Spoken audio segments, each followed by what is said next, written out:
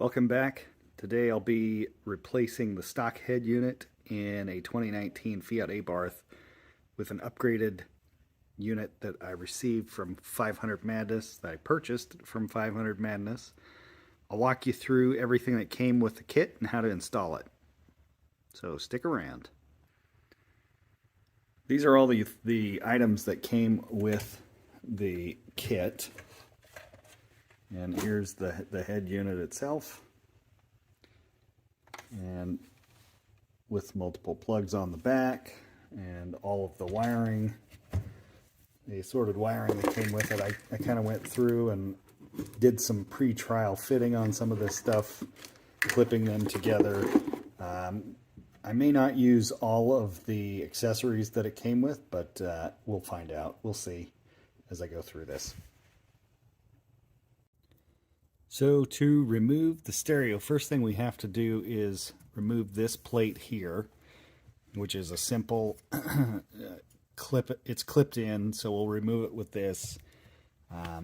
Once we get that piece out, there's a few bolts we'll have to get to behind this so that we can take the dash out, so that we can take this piece out here. So I'll walk through this as best I can to show you step by step.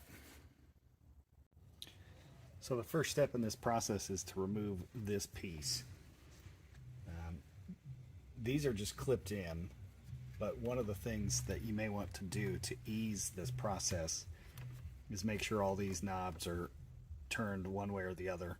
I have them all the way to the left, and then this is just clipped in.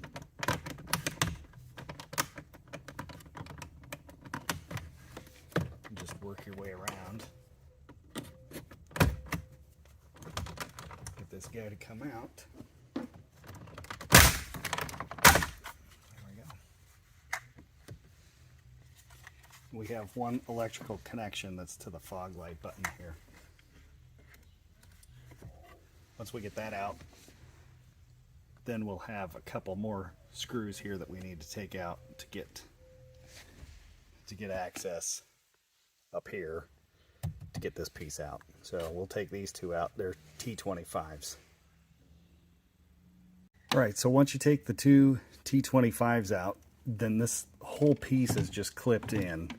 So you can work the clips out, starting from the middle, and then kind of work your way out. And then that will get you access to get some more T25 screws here to take out the head unit itself. So I'm going to remove this panel, disconnect it from here, and then I'll work on the next step, which is up here. Okay, so there's 4 T25 screws to take out. There's one here, one here, one here, and one over here on this edge. And then this will allow you to take this out. I'll go ahead and pull that out.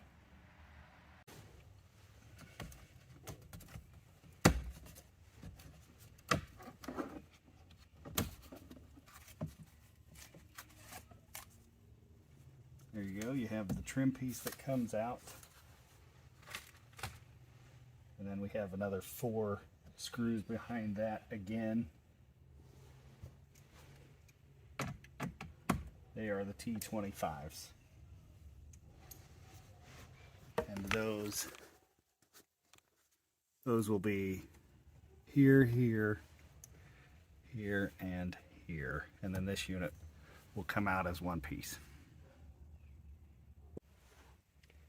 All right, I've pulled the 4 bolts out. Now it's just just simply pull this out, and then we can start disconnecting the back of the radio. All right, once you have the stereo in this position, you go ahead and unclip everything.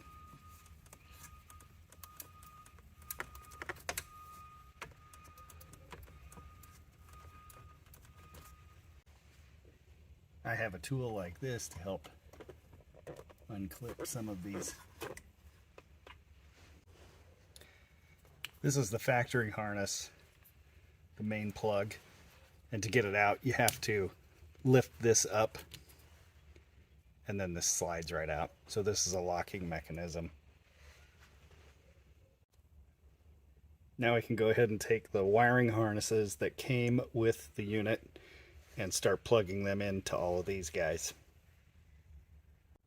All right, one thing that threw me was, and it may throw you as well, if I attach this into the car, there would be no way to get this trim piece around the screen. So you have to remove the back of the radio. This will get bolted in. Then you can hook up everything on the stereo. And you'll see in the video, but anyways, you have to remove this piece first so that you can keep the trim ring and the vents and such. So you'll see when I get to that point. I'll show you, but just thought I'd point out, remove the back on this. So now I'm ready to start the install. And before I get anything done, you want to install this piece. And you'll notice that there are two clips here on the top. They clip into the two spots here. So that's the first step in putting this back together, is putting this in and then putting the T25s back. There are 4 of those. The next step is to go ahead and install the vents back in before you start hooking up the wiring to the radio. Otherwise you won't be able to get this back on. So that's the next step, and then we'll go ahead and finish connecting all the wiring. All right, so I've gone ahead and put the dash back together, including the HVAC controls and the trim panel.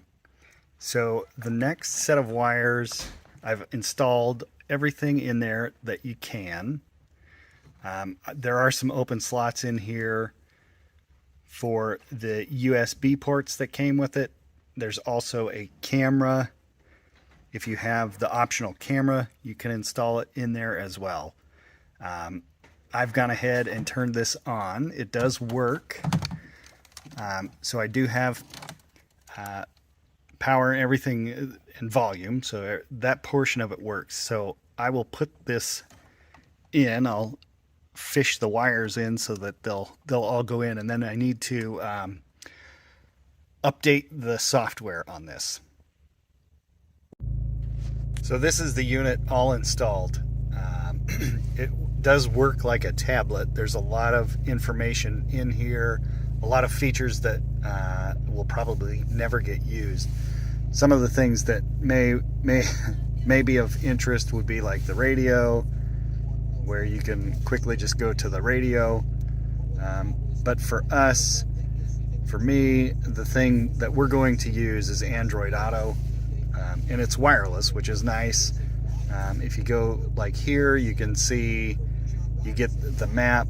It's split with depending on when you're watching this, you have this is kind of a new feature on Android Auto called Cards, where you have basically 2 different apps. You can, and it works on the tablet. So the only thing that you would have to get used to is there's no pinch to zoom on this screen. You have to use the zoom or the zoom in, zoom out feature that's part of these buttons. It'll allow you to zoom in. It'll still allow you to move around, but other than that, that's how it works.